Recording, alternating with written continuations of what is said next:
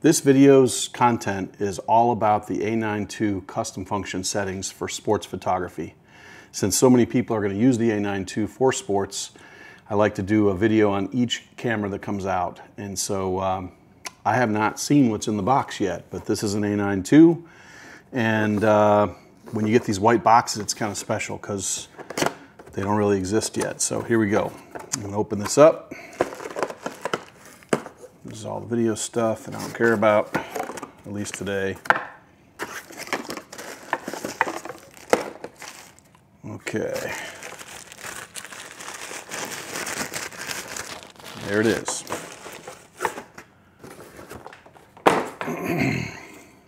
The A9II. Just at first glance, it's not a whole lot different looking than the original A9. There's a locking exposure compensation dial here. There's much larger buttons for AF on, a much different, more tactile feel on the joystick controller, and they kind of redid this with a lock in a different way. But essentially, it looks the same. It really truly does. What we're going to do is I'm going to connect this up to this Atomos unit, and what it's going to allow me to do is it's going to let you see what I see on the screen as I go through the settings. And like as of right now, I don't know if this camera has anti-flicker. I hope it does. I don't know if this camera has logs. I hope it does, because then it's like good for video as well as stills. But what we're going to do is I'm going to introduce you to the camera as I am introduced to it, like right now. So I'm going to go ahead and turn it on, and this will begin to send signal to the Atomos, and we'll see if we can get something happening here.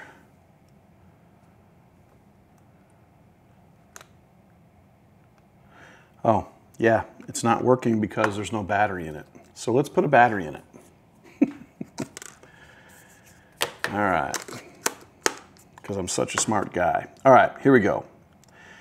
Okay, so what we're going to do is I'm going to go ahead and I'm going to start to record on the Atomos right now. And so you're going to be able to see back and forth everything that I'm seeing, in theory anyway. So first thing I'm going to do is just hit the menu button, and our first menu item is, as always, file format, which is set for JPEG, which is how I'm going to leave it because I'm a JPEG shooter.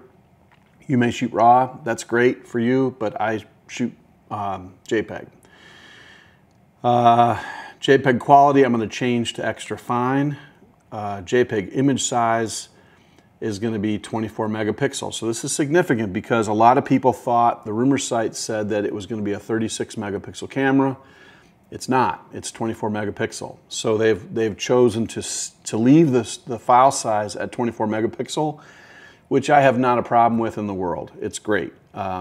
So the only change for me would have been if they had made it a 36 megapixel camera, I probably would have not kept my A7R IV.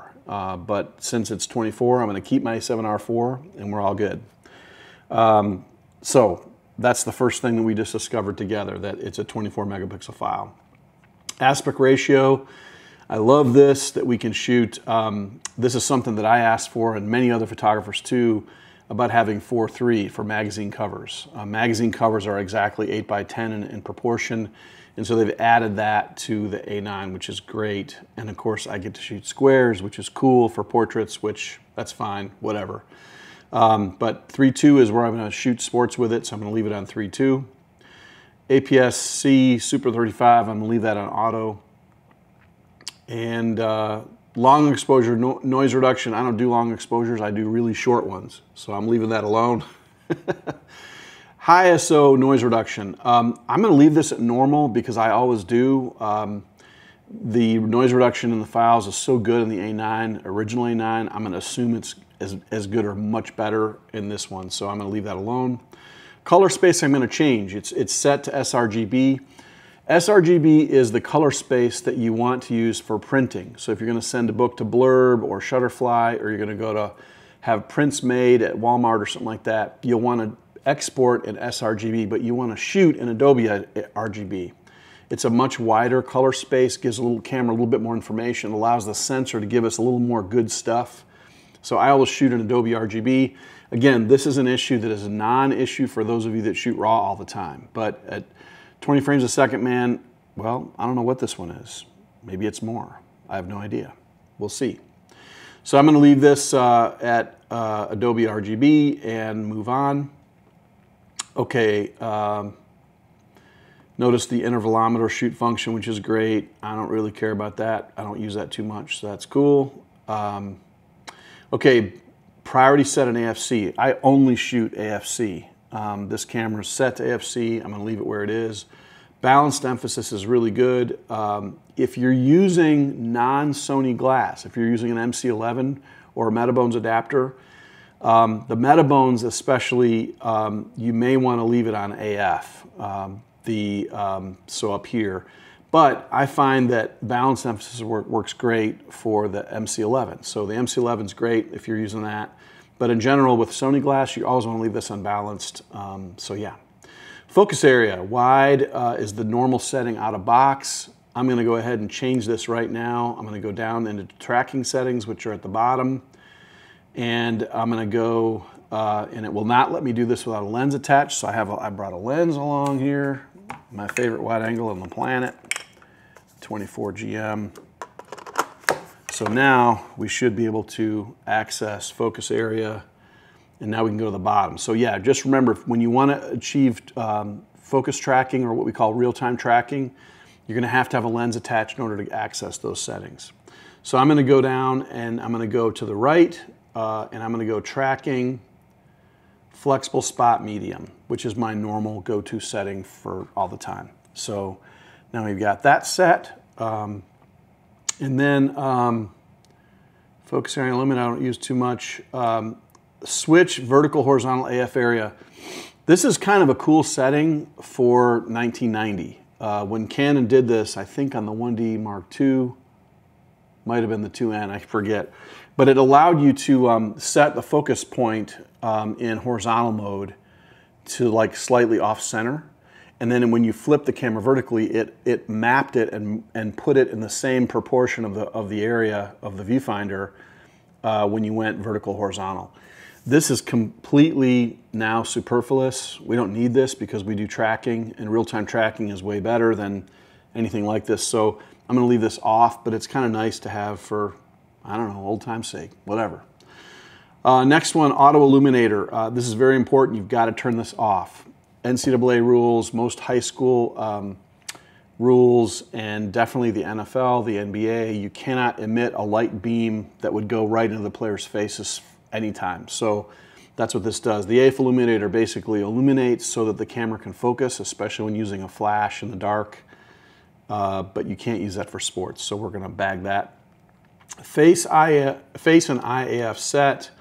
You'll notice that it's on right now, which is fine. You'll also notice that you can change between human and animal, which is really cool for your pets. Those of you that are sports photographers, and if you shoot birds and stuff, that's really cool, birds in flight, but I'm going to leave mine set on human. Right eye, left eye select, I'm going to leave that on auto because the camera automatically senses, like right now I'm using the A7R4 to capture this video. It is doing eye AF right now, and if I were to turn, it's going to actually change settings by itself, whichever eye is close to the body, that's what it's going to do, so I'm good with that. Face eye frame display, I kind of want to see that. I want to see it working and stuff like that. Animal eye display, I guess I'll leave it on in case a dog runs across. Sometimes, you know, a dog or a squirrel, something takes off across the, you know, the baseball field. Whatever, I'll leave it on. It doesn't hurt to leave it on. We don't have any pets, so no big deal. Okay, AF tracking sensitivity. This is the same setup as the A9. The 5 is the most responsive. 1 is most locked on. There is no choice that's best for all situations. You've got to figure this out on your own. You got to test and kind of shoot some games and try some settings and stuff like that. What I've been recommending to a lot of people that I've been helping by phone is to take the C1 button up here on the top of the camera and change this to AF tracking sensitivity. That way you don't have to dig through menus if all of a sudden you're not tracking the players you want to and would like to, you can kind of change that on the fly. We can do that in a little while when we get to that point in the menus. I'll show you how to do that. I'm going to leave mine though on 4 because 4 is kind of where I live most of the time. Soccer, I will sometimes drop down to 3. If I'm shooting the O-line or the D-line in football, in American football, I will go down to like 2 because there's so much happening in the viewfinder. The little stickiness helps me stay on the guy that I want. But typically I'm at 4 or even 5 for game action. Aperture drive and autofocus, this doesn't really matter for sports photography. You don't care if you make a little bit of noise. The camera's not making any noise at all. It's totally silent if you turn everything off. But if you're doing video, the silent priority would be good because then as the aperture changes, it won't make any noise, which is kind of cool. AF with shutter, I'm going to turn off because I'm a back button focuser, even with real-time tracking that I now use. Pre-AF should be off. I wish they would just remove this from the camera altogether, but you'd never want pre-AF on. It sounds good, pre-AF. Yeah, I want to focus in advance of what's going on. No, you do not. This will mess you up big time if you leave that on. Next menu, I start AF, no. I don't really care about most of these except a focus frame color. I definitely want red. This is new. This is new. This is cool. We have sort of complained, a lot of us. I know Chad Wadsworth, a friend of mine, who's also an artist, and he shoots a lot of rock and roll and music in general down in Austin. And one of the problems is when you're shooting in the pit up at a band playing, if it's a big black curtain behind, it's hard to figure out where the end of the frame starts and stops. And so this frame color will really help us to see what's happening. This is great. So this is the first thing that's like truly new that I've seen yet, which is great. I am pumped about that. Focus frame color, really cool. Okay. Phase detect area, I want to turn on. I got to find out what this is. And there's no instruction manual, but I should know what this is because it's in the other cameras. It's in the A7R4, it's in the A9 with 5.0 and 6.0. I don't know what this means, circle of circulation of focus point. I don't know what that means. I'm going to leave it off. I've not had any issues, so I'm going to just go with off, but maybe I'll change that once I figure out what the heck it is. All right, exposure compensation. I never use it because I'm a manual shooter. I shoot always in manual. So yeah, I don't do that. Reset. Yeah, I'm not going to use that either. ISO setting I'll use all the time. However, ISO is probably set to auto, which I will never use. So I'm going to go ahead and change this. I'm going to change this. Can you go further down than 50?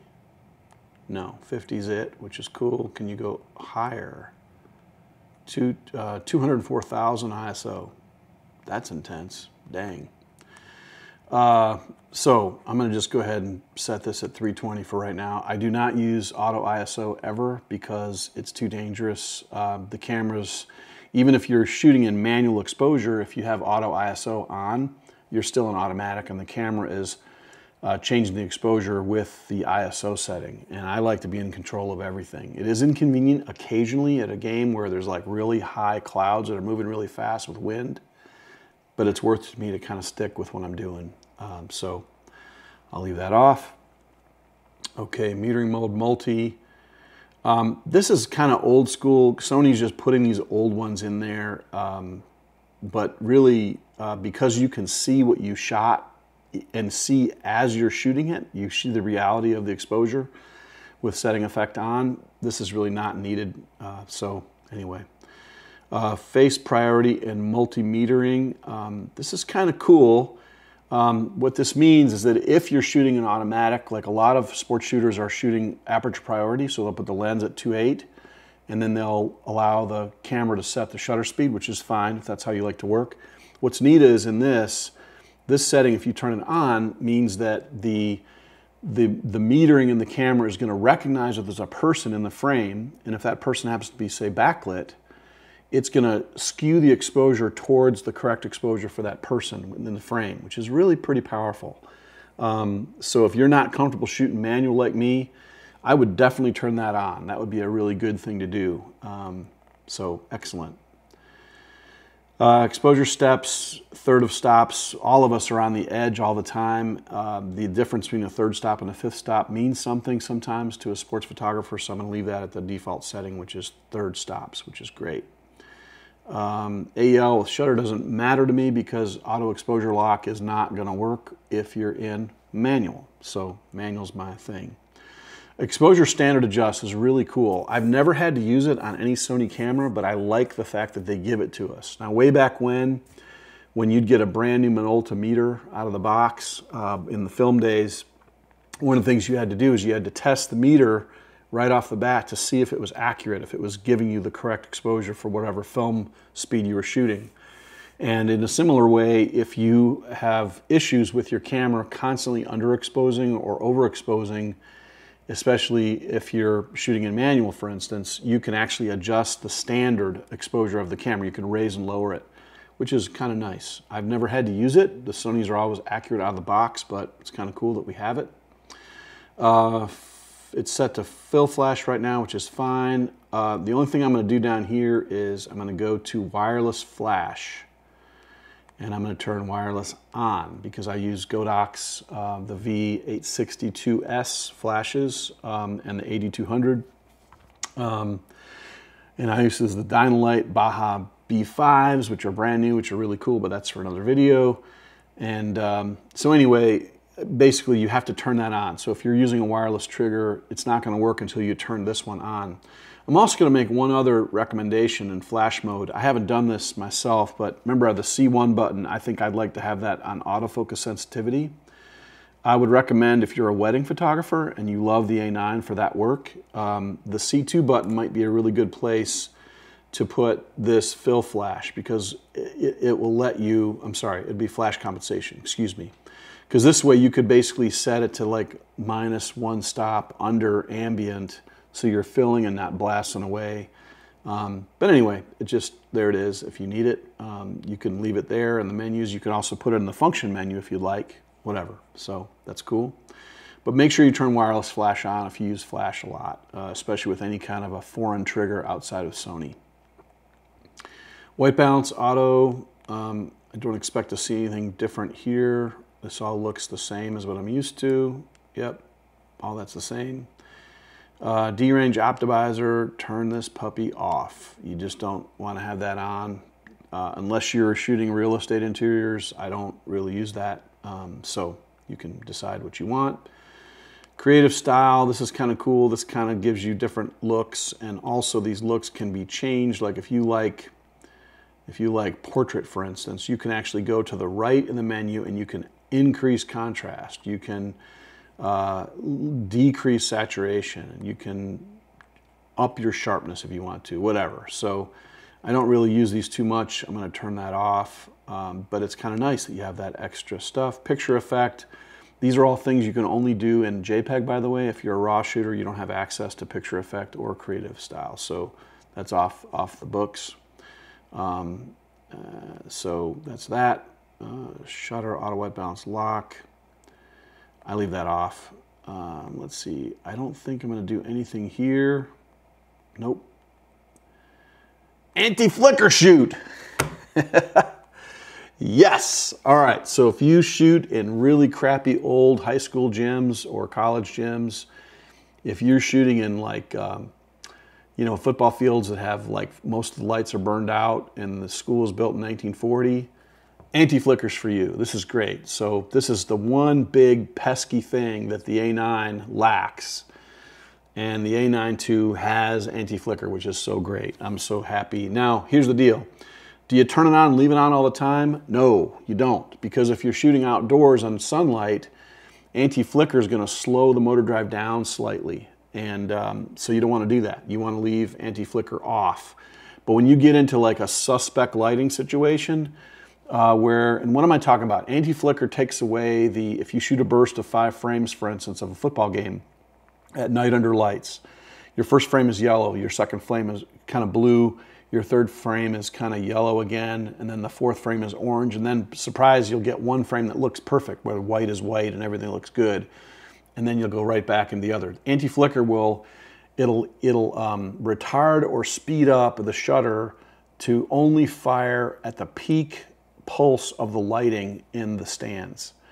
So that's what anti-flicker does. Anti-flicker takes away the camera shooting in the non-peak moments of the pulsing of the lights. So if you don't know what I'm talking about and you see a lot of orange pictures, turn this on. But remember to turn it off when you go outdoors and shoot in bright sunlight. Face registration, that's fine. That's all. You can register one face if you like, and you know I don't really do that too much, but it's kind of cool. Okay, file format. So exposure mode, let's see here. We're going to go here and look at 4K, and now we're going to find out something big. It dropped the default setting to 24p. The A9 has only 24 and 30 frames per second in 4K. And it's still the same. So there's not 60p on this camera, so which is fine. I mean, that's probably something that'll come in the next yet to be unnamed camera that Sony makes that's skewed towards video, like the A7S and the A7S II. Anyway, there you have it. So slow and quick settings are going to be the same. It's still set to 30. And by the way, I like this setting a lot. This is an addictive thing. Slow and quick mode is on your mode dial on the top of the camera. It is so cool, but remember that when you go into slow and quick mode, you lose all audio. Be careful with that, because you can really get in trouble thinking you're capturing audio as well as everything else, and you won't be. So that would be a bummer. Okay, and let's see here, proxy recording, that's for video. Okay, AF drive speed, AF tracking sensitivity, these are both only for video. So I'll just, as an example, AF drive speed, some of the lenses that Sony makes are kind of herky-jerky. A good example of that is the 85-1.8. The 85-1.8 is a fantastically sharp, good lens, but it has a tendency to kind of jerk a little bit. And those lenses that jerk are usually really fast autofocusing lenses, are great for sports, but they're usually not so good for video. So using the 85-1.8, I would go to slow for your motor drive speed. Honestly, like the 50-1.4 Zeiss, the 85-1.4 G Master, the 55-1.8, these are all like silky smooth lenses, so you can leave them on normal. So you do that. And then tracking sensitivity. This is only 2. It's not like a 5-level thing in the still side, but there's 2. There's standard and responsive. Standard works great unless you're shooting sports, and then you'd want to go to responsive, but I'm going to leave them on standard. And I'm kind of getting a little off the track because these are settings for video, but hey, we're looking at them. So I'm going to skip all these. Yes, I'm going to skip these. Movie with shutter is just awesome. So yeah, you want that on. So when you set the mode dial to movie, you're going to be able to start and stop recording with the shutter release button instead of the one that you have to find with your thumb that's next to the eyepiece and stuff like that. Again, I'm off track because I'm talking about shooting movies. Okay, shutter type auto. I'm assuming it's still on the C3 button. We'll see if it is, and it is. So electronic shutter is going to be what you'll want all the time, I think. That's pretty fast. I don't know if it's 20 frames or not, or if it's faster than 20, no idea. But remember that when you're going to use a flash, you have to set it to mechanical shutter. And now we're going to find out if they put the new shutter into it that's in the A7 III, A7R3, and the A7R4. The A7R4 is even different from those prior cameras because it's so quiet. So let's see what we get here. Oh yeah. And it's making a little bit more noise because it's on the counter, but if I lift it off, it's even quieter. So we now have 10 frames per second in the A9II on mechanical shutter, which I cannot tell you how happy that makes me, because I love to shoot portraits and senior pictures especially. I love to have kids moving and jumping and having fun and dancing and stuff like that. So this is great. Yeah, this is awesome because the A9, the original A9, the mechanical shutter is lethargic, it's slow, it's got a big delay in it. I've always hated it. Now I don't have to use the A9s. Like last season, I relegated my two A9s to be remotes for basketball, and I used the A7 III and the A7R3. Don't have to do that. This camera does great with strobes now, which is awesome. So, all right, sorry to get off on that tangent, but I'm excited. I'm gonna go back though to, I'm gonna leave it on mechanical shutter for now. Okay, and then electronic front curtain shutter on, that's fine. Okay, I do not like the camera to release without a card in it. It's just dangerous. So now it's not gonna work, which is fine. It's just too dangerous. Steady shot. A lot of people think you're supposed to turn off steady shot when you're shooting sports, but it's a really bad idea. And the reason is because we pan. We pan really quickly. The quarterback released the ball. We got to catch the receiver. The steady shot that's built in, the IBIS that's inside the internal body image stabilization, it helps us settle down the frame by moving and correcting our sort of dysfunction when we're shooting and panning. So when you're going from one thing to another quickly, like in soccer, somebody kicks the ball really high, you think there's gonna be a heading, you gotta find who's gonna get it, you gotta get on that person. So steady shot is something I turn on. I don't turn it off like some people do. So I like that.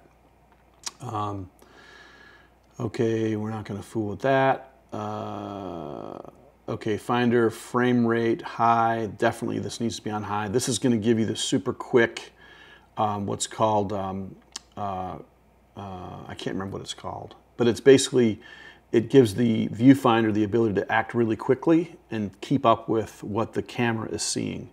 And that's very, very important. So we want to be able to do that. You'd be able to track moving action, panning very well. If you ever tried to shoot like NASCAR or Indy cars, or the worst would be F1, or MotoGP on standard Finder, it would be horrible. So make sure you're on Finder high. Zebra is going to be a video thing. Grid line I don't use. Okay, don't need that. Okay, setting effect on, off. So setting effect on is what you want to use for all available light photography, and then setting effect off is what you use if you're using strobes. If you're going to use strobes, that's what you want to do. So I'll leave that on for now. Shoot timing. Okay, these I don't know if they changed them or not. So let's take a look. So type 1 shooting display. Oh, and it's not going to let me shoot because there's no card in the camera. Let me throw a card in here real quick.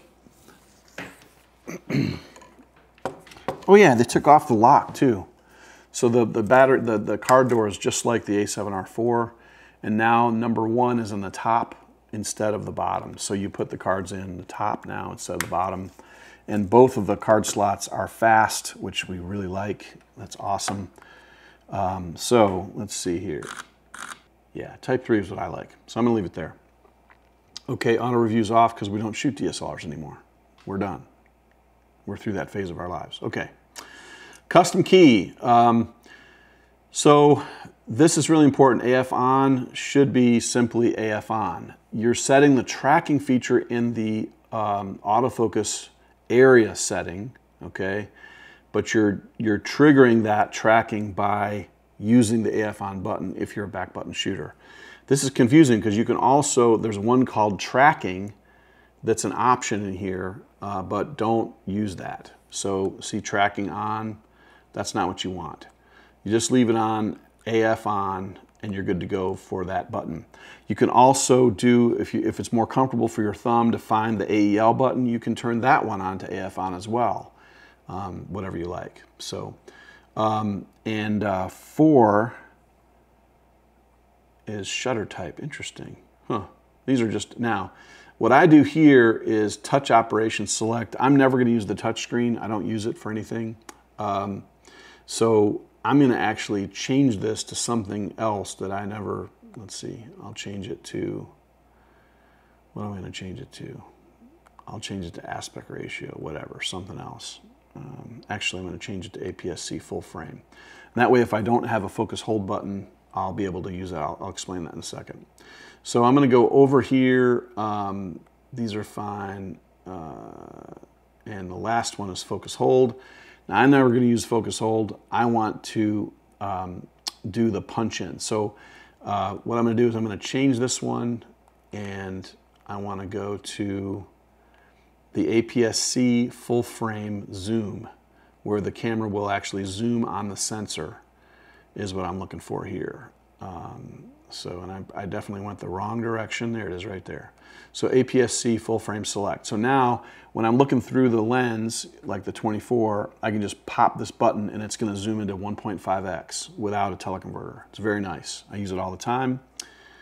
And I think that's all the custom keys for right now. So that's good. The function menu, there's two of them. It's kind of sweet. You have one set for still photography, which is all up here. And then you've got a whole other set. When you switch over to video, you've got a whole different set, which is really fantastic. This is something we've been asking for. They also made everything bigger. It covers the whole screen. It's not like this little strippy thing on the bottom, so it's much easier to set. You can set these however you want to, but what I try to do is set all my cameras to have the same function menus, which is really, really helpful. But I'm really happy to see the double function set. So really, we now have a total of 2, 4, 6, 8, 10, 12. Yeah, we have 24 different settings that we can access just by punching the FN button, which is really cool. But I'm not going to do all that because that's for you to do because you're your own photographer and all that stuff. So, and let's see here. Oh, this is good on the bottom here. If you shoot on strobes a lot, this is a really important thing, lock operation parts. This allows you to set the dial and the wheel, like set your exposure at like whatever shutter speed and then whatever aperture. And then you can hit this and you can lock it so that you can't accidentally bump the camera. A lot of times when you're using the A9s and you pick them up right here and your finger drags across for me it's the aperture. And I'll like close the lens down and I'll go to like f8 instead of 5.6 on strobes or whatever. So this is nice to have. I'm gonna leave it off for right now, but it's great to have that. Okay, audio signals. What I recommend to people, it is a silent camera, it's great. However, when you first start shooting the A9, I would strongly recommend you have audio turned on the shutter only because it's so quick. Let me change it back real quick to electronic. Having that little sound is really helpful, and because what you're going to do by default, you're going to be shooting hopefully early before the action is peaked, but what you'll end up doing is you'll hit the action here and then you'll go too long afterwards. This thing sounds faster, but I don't know.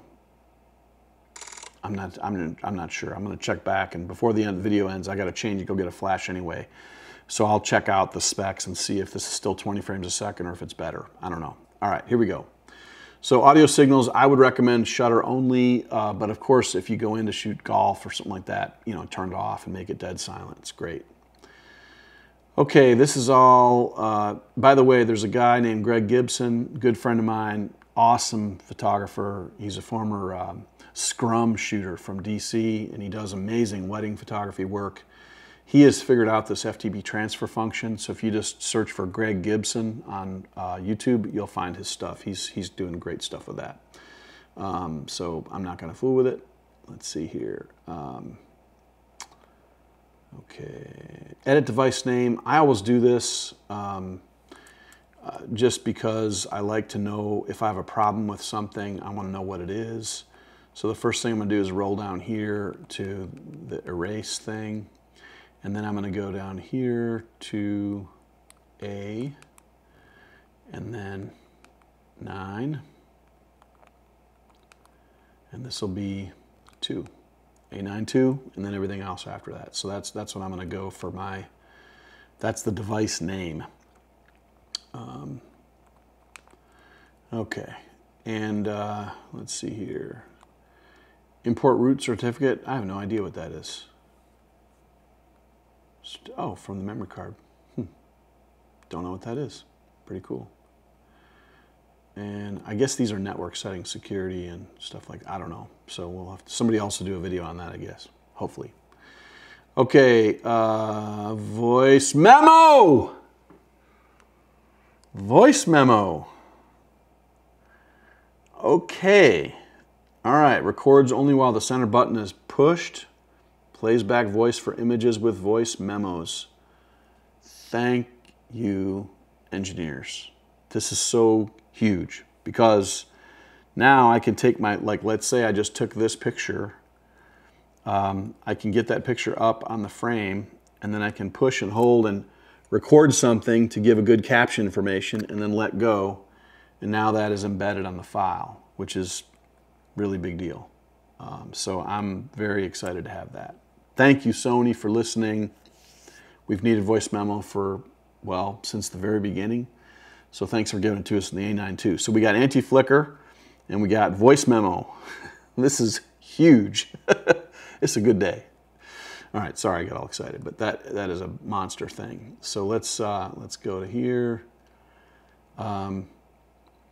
Playback volume. So yeah, this is good. It allows you to change the playback volume of your voice memo, which is really good. That's a good thing to do.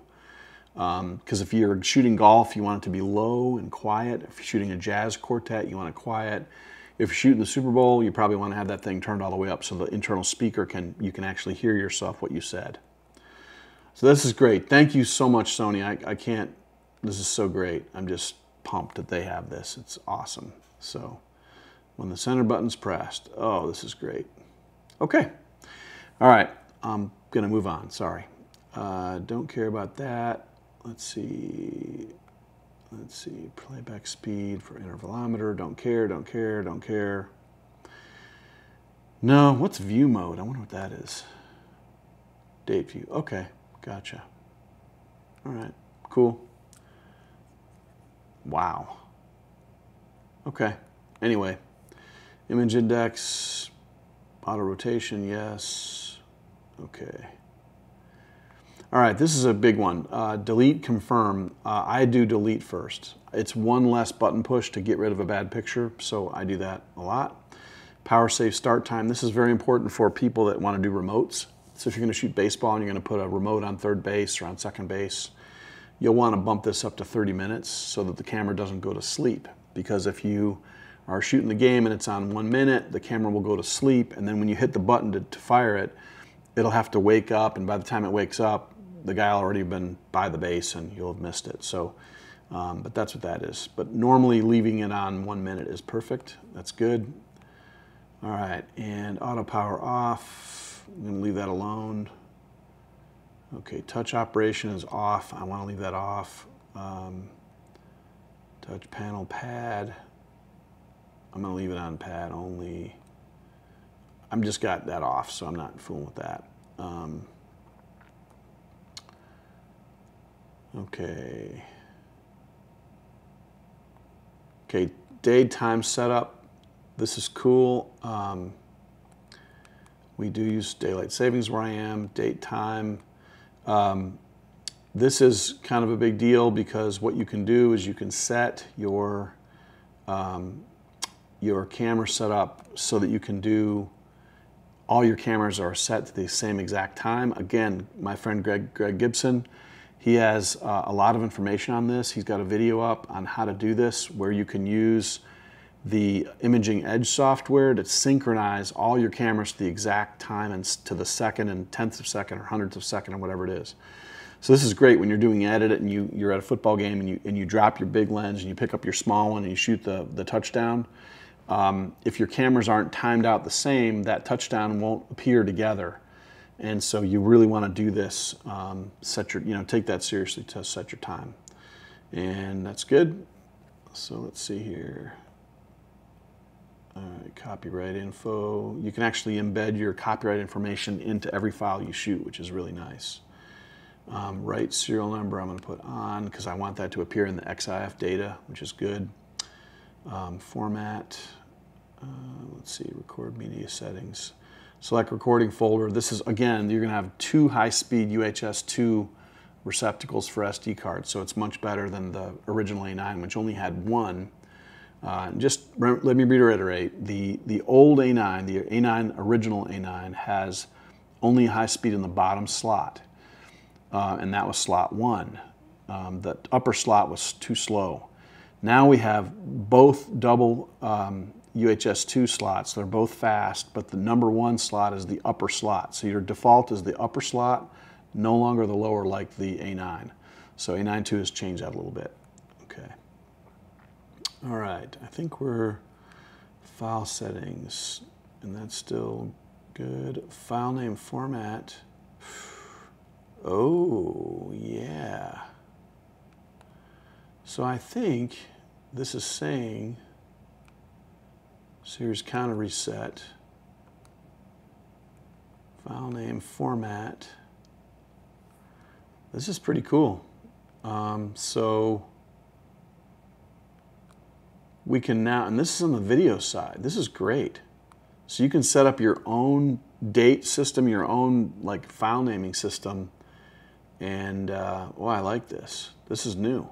This is great. It's going to make it much easier because if you're using multiple cameras, you're not going to have C001.mp4 or MOV or whatever it is. So this is a huge thing for video shooters. I'm really, really happy to see this. I'll be making my own different ones for this.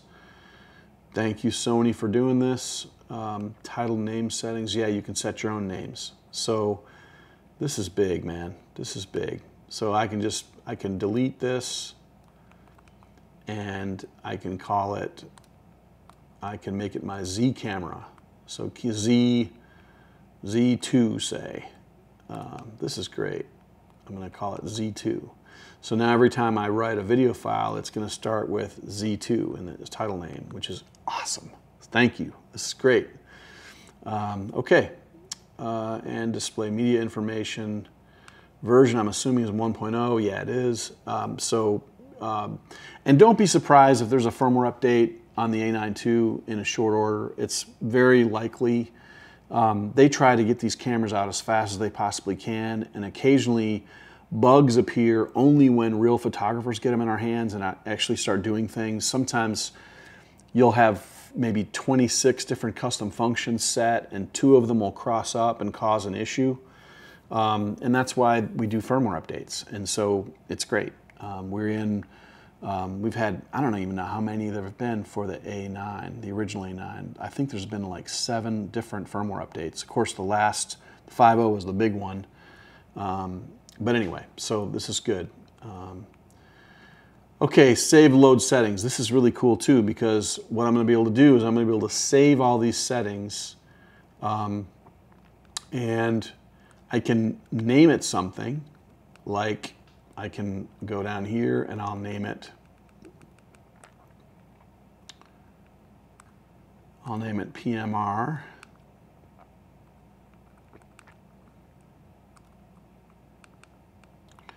PMR, and I'm going to put, if it'll let me, no, it won't let me do a space, I guess.